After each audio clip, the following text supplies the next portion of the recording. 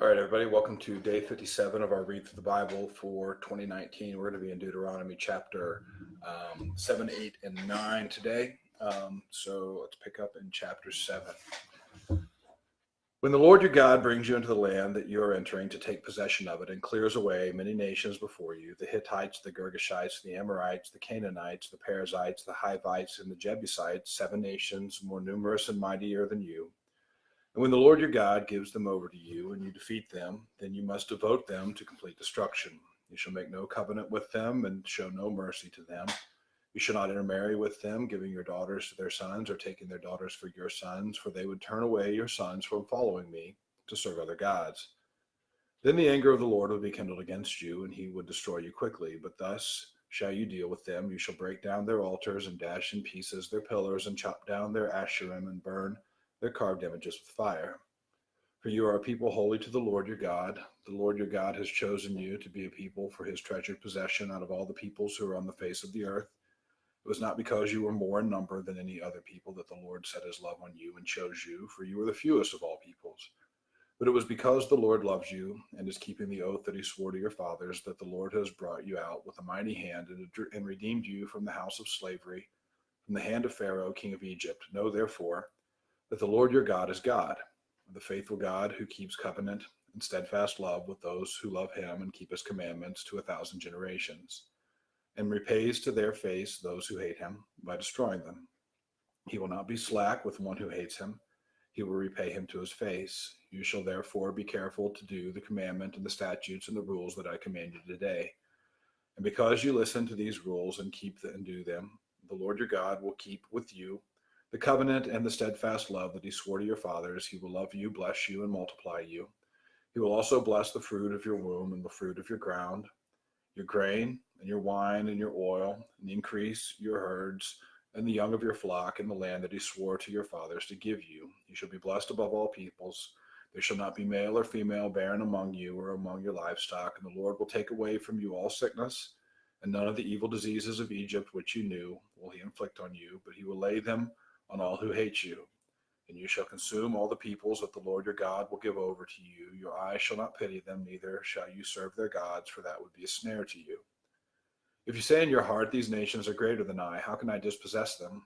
You shall not be afraid of them, but you shall remember what the Lord your God did to Pharaoh and to all Egypt, the great trials that your eyes saw, the signs, the wonders, the mighty hand, and the outstretched arms by which the Lord your God brought you out.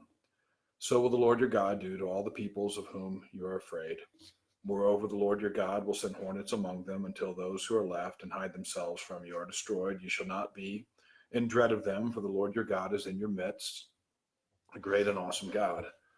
The Lord your God will clear away these nations before you, little by little. You may not make an end of them at once, lest the wild beasts grow too numerous for you. But the Lord your God will give them over to you and throw them into great confusion until they are destroyed. He will give their kings into your hand, and you shall make their name perish from under heaven. No one shall be able to stand against you until you have destroyed them. The carved images of their gods you will burn with fire. You shall not covet the silver or the gold that is on them, or take it for yourselves, lest you be ensnared by it. For it is an abomination to the Lord your God, and you shall not bring an abominable thing into your house and become devoted to destruction like it. You shall utterly detest and abhor it, for it is devoted to destruction. Chapter 8. The whole commandment that I command you today, you shall be careful to do, that you may live and multiply, and go and possess the land the Lord swore to give to your fathers. And you shall remember the whole way that the Lord your God has led you these 40 years in the wilderness, that he might humble you, testing you to know what was in your heart, whether you would keep his commandments or not. And he humbled you and let you hunger and fed you with manna, which you did not know, nor did your fathers know, that he might make you know that man does not live by bread alone, but man lives by every word that comes from the mouth of God. Your clothing did not wear out on you, and your foot did not swell these 40 years. Know then in your heart that as a man disciplines his son, the Lord your God disciplines you. So you shall keep the commandments of the Lord your God by walking in his ways and by fearing him, for the Lord your God is bringing you into a good land, a land of brooks of water, of fountains and springs, flowing out of the valleys and hills, a land of wheat and barley, of vines and fig trees and pomegranates, a land of olive trees and honey, a land in which you will eat bread without scarcity, in which you will lack nothing, a land whose stones are iron, and out of whose hills you can dig copper. and you shall eat and be full, and you shall bless the Lord your God for the good land he has given you. Take care, lest you forget the Lord your God by not keeping his commandments and his rules and his statutes, which I command you today. Lest, when you have eaten and are full and have built good houses and live in them, and when your herds and flocks multiply, and your silver and gold is multiplied, and all that you have is multiplied, then your heart be lifted up, and you forget the Lord your God, who brought you out of the land of Egypt, out of the house of slavery, who led you through the great and terrifying wilderness with its fiery serpents and scorpions, and thirsty ground where there was no water, who brought you out of the flinty rock, who fed you in the wilderness with manna that your fathers did not know, that he might humble you and test you to do you good in the end. Beware lest you say in your heart, my power and the might of my hand have gotten me this wealth. You shall remember the Lord your God, for it is he who gives you the power to get wealth, that he may confirm his covenant that he swore to your fathers as it is this day. And if you forget the Lord your God and go after other gods and serve them and worship them, I solemnly warn you today that you shall surely perish like the nations that the Lord makes to perish before you. You shall surely perish, because you would not obey the voice of the Lord your God. Chapter 9. Hear, O Israel, you are to cross over the Jordan today, to go in to dispossess nations greater and mightier than you, cities great and fortified up to heaven, a people great and tall, the sons of the Anakim, whom you know, and of whom you have heard it said, who can stand before the sons of Anak. Know therefore today that he who goes over before you as a consuming fire is the Lord your God. He will destroy them and subdue them before you. So you shall drive them out and make them perish quickly, as the Lord has promised you. Do not say in your heart, after the Lord your God has thrust them out before you, it is because of my righteousness that the Lord has brought me in to possess this land, whereas it is because of the wickedness of these nations that the Lord is driving them out before you. Not because of your righteousness or the uprightness of your heart are you going in to possess the land, but because of the wickedness of these nations, the Lord your God is driving them out before you, and that he may confirm the word that the Lord swore to your fathers, to Abraham, to Isaac, and to Jacob. Know therefore that the Lord your God is not giving you this good land to possess because of your righteousness, for you are a stubborn people. Remember and do not forget how you provoked the Lord your God to wrath in the wilderness from the day you came out of the land of Egypt until you came to this place. You have been rebellious against the Lord, even at Horeb. You provoked the Lord to wrath, and the Lord was so angry with you that he was ready to destroy you. When I went up the mountain to receive the tablets of stone, the tablets of the covenant that the Lord made with you, I remained on the mountain 40 days and 40 nights. I neither ate bread nor drank water, and the Lord gave me the 2 tablets of stone written with the finger of God, and on them were all the words that the Lord had spoken with you on the mountain out of the midst of the fire on the day of the assembly. And at the end of 40 days and 40 nights, the Lord gave me the 2 tablets of stone, the tablets of the covenant. Then the Lord said to me, Arise, go down quickly from here, for your people whom you have brought from Egypt have acted corruptly.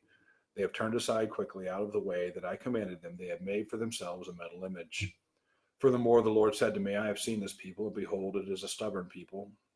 Let me alone, that I may destroy them and blot out their name from under heaven. And I will make of you a nation mightier and greater than they. So I turned and came down from the mountain, and the mountain was burning with fire, and the 2 tablets of the covenant were in my 2 hands. And I looked, and behold, you had sinned against the Lord your God. You had made yourselves a golden calf. You had turned aside quickly from the way that the Lord had commanded you. So I took hold of the 2 tablets and threw them out of my hands and broke them before your eyes. Then I lay prostrate before the Lord, as before, 40 days and 40 nights. I neither ate bread nor drank water because of all the sin that you had committed in doing what was evil in the sight of the Lord to provoke him to anger. For I was afraid of the anger and hot displeasure that the Lord bore against you, so that he was ready to destroy you. But the Lord listened to me that time also, and the Lord was so angry with Aaron that he was ready to destroy him. And I prayed for Aaron also at that same time. Then I took the sinful thing, the calf that you had made, and burned it with fire and crushed it, grinding it very small, until it was as fine as dust. And I threw the dust of it into the brook that ran down from the mountainside. At Taberah also, and at Massa, and at Kibroth Hattava, you provoked the Lord to wrath. And when the Lord sent you from Kadesh Barnea, saying, Go up and take possession of the land that I have given you, then you rebelled against the commandment of the Lord your God, and did not believe him, or obey his voice. You have been rebellious against the Lord from the day that I knew you. So I lay prostrate before the Lord for these 40 days and 40 nights, before the Lord said that because the Lord had said that he would destroy you. And I prayed to the Lord, O Lord God, do not destroy your people and your heritage, whom you have redeemed with your greatness, whom you have brought out of Egypt with a mighty hand. Remember your servants, Abraham, Isaac, and Jacob.